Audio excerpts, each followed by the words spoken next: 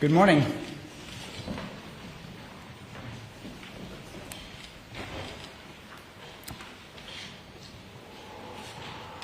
The Nobel Peace Prize for 2025 goes to a brave and committed champion of peace, to a woman who keeps the flame of democracy burning amidst a growing darkness. The Norwegian Nobel Committee has decided to award the Nobel Peace Prize for 2025 to Maria Corina Machado.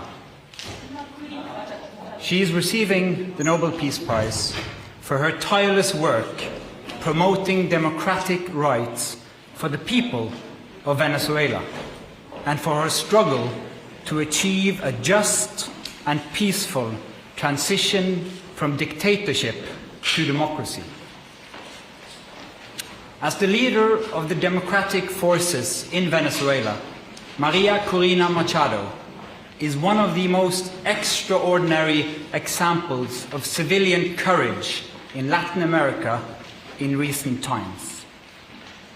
Ms. Machado has been a key unifying figure in a political opposition that was once deeply divided, an opposition that found common ground in the demand for free election and representative government. This is precisely what lies at the heart of democracy, our shared willingness to defend the principles of popular rule, even though we disagree. At a time when democracy is under threat, it is more important than ever to defend this common ground. Venezuela has evolved from a relatively democratic and prosperous country to a brutal and authoritarian state that is now suffering a humanitarian and economic crisis. Most Venezuelans live in deep poverty, even as the few at the top enrich themselves. The violent machinery of the state is directed against its own population. Nearly 8 million people have left the country. The opposition has been systematically suppressed by means of election rigging, legal prosecution, and imprisonment. Venezuela's authoritarian regime makes political work extremely dangerous. As the founder of Sumate, an organization devoted to democratic development, Ms. Machado stood up for free and fair elections more than 20 years ago. As she said, it was a choice of ballots over bullets. In political office and in her service to organizations since then, Ms. Machado has spoken out for judicial independence, human rights, and popular representation. She has spent years working for the freedom of the Venezuelan people. Ahead of the election of 2024, Ms. Machado was the opposition's presidential candidate, but the regime blocked her candidacy. She then backed the representative of a different party, Edmundo González Urrutia, in the election. Hundreds of thousands of volunteers mobilized across political divides. They were trained as election observers to ensure a transparent and fair election. Despite the risk of harassment, arrest, and torture, citizens across the country held watch over the polling stations. They made sure the final tallies were documented before the regime could destroy ballots and lie about the outcome. The efforts of the collective opposition, both before and during the election, were innovative and brave, peaceful and democratic.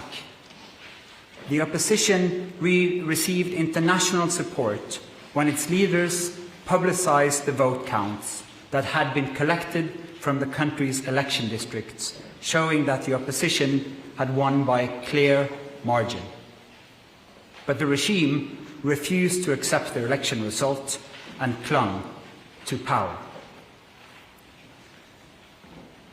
Democracy is a precondition for lasting peace. However, we live in a world where democracy is in retreat, where more and more authoritarian regimes are challenging norms and resorting to violence. The Venezuelan regime's rigid hold on power and its repression of its population are not unique in the world. We see the same trends globally. Rule of law abused by those in control. Free media silenced. Critics imprisoned. And societies pushed towards authoritarian rule and militarization. In 2024, more elections were held than ever before, but fewer and fewer are free and fair. In its long history, the Norwegian Nobel Committee has honored brave women and men who have stood up to repression, who have carried the hope of freedom in prison cells, on the streets, and in public squares, and who have shown by their actions that peaceful resistance can change the world. In the past year, Ms. Machado has been forced to live in hiding. Despite serious threats against her life, she has remained in the country, a choice that has inspired millions. When authoritarians seize power, it is crucial to recognize courageous defenders of freedom who rise and resist.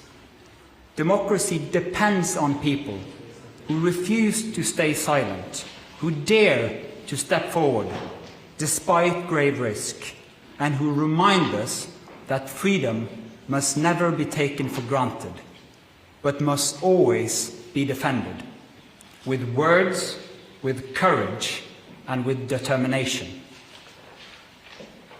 Maria Corina Machado meets all the three criteria stated in Alfred Nobel's will for the selection of a Peace Prize. She has brought her country's opposition together. She has never wavered in resisting the militarization of Venezuelan society. She has been steadfast in her support for a peaceful transition to democracy. Maria Corina Machado has shown that the tools of democracy are also the tools of peace. She embodies the hope of a different future, one where the fundamental rights of citizens are protected and their voices are heard. In this future, people will finally be free to live in peace. Thank you. Questions? Mr. Chair, the attention this year has been a bit further north. How are you as a committee going to make sure that the topic of this year's Peace Prize, democratic development in Venezuela, is highlighted in the days and weeks to come? First and foremost, we hope to get your help, because the media obviously plays an important role in highlighting the humanitarian crisis in Venezuela, but first and foremost the immense and impressive work of the opposition in that country, so that they will still have hope to fight for a future of freedom for their country.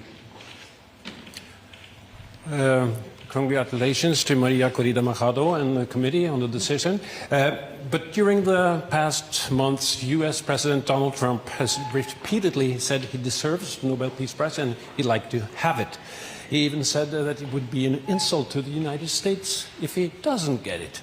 What does as the chairman of the Nobel Peace Prize Committee, think of this, and how has this campaign-like activity by the president and his supporters, domestically and internationally, affected the deliberations and the thinking in the committee?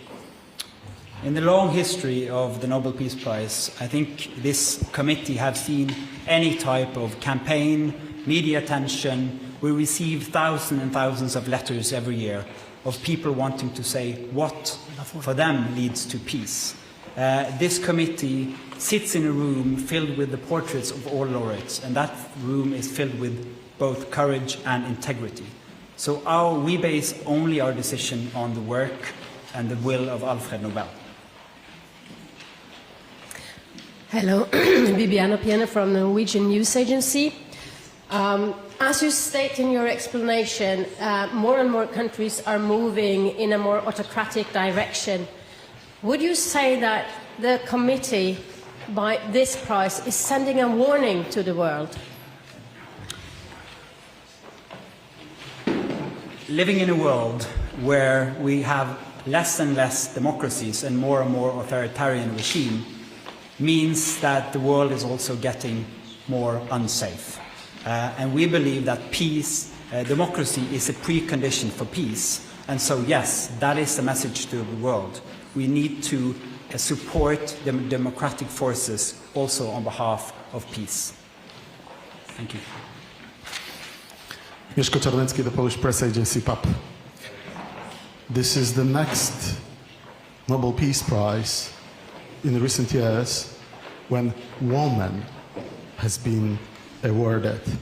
Do you feel that women all over the world and in certain countries play a significant or a certain role protecting democracy, taking into consideration the Iranian activist from 2023 and the Venezuelan democracy protector that has been just announced as a laureate? Thank you.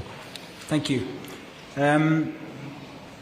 As quoted in the announcement texts, in the long history of the prize, brave women and men from around the world have stood up against repression again and again. That is a key element of the Peace Prize, and we've seen it once again, that Maria Machado has been a unifying leader of the opposition in Venezuela, and what they did in the election of 2024 was incredible, and it gives hope to an entire country. Mr. Chairman, Christopher Ronneberg from Aftenposten. We've seen in previous years that awarding the Peace Prize to dissidents can put their lives at more risk than it already is. You mentioned yourself that she has been in hiding for quite some time. What considerations have you made when it comes to her safety and security now that she has become more exposed because of this Peace Prize? You're now touching upon some of the absolutely most difficult dilemmas in the work of the committee. This is the discussion we have every year for all candidates, particularly when the person who receives the prize is in fact in hiding because of serious threats to her life. She is very active in Venezuela, has been and will be. And so we are also taking the consideration that this prize will support her cause and not limit it. Thank you. Do you expect to see her in December in Oslo? Again, a question of security. It's too early to say. We always hope to have the laureate with us in Oslo, but this is a serious security situation which needs to be handled first. Thank you. Then I'll say thank you so much for your questions. Thank you for coming, and we'll have individual interviews.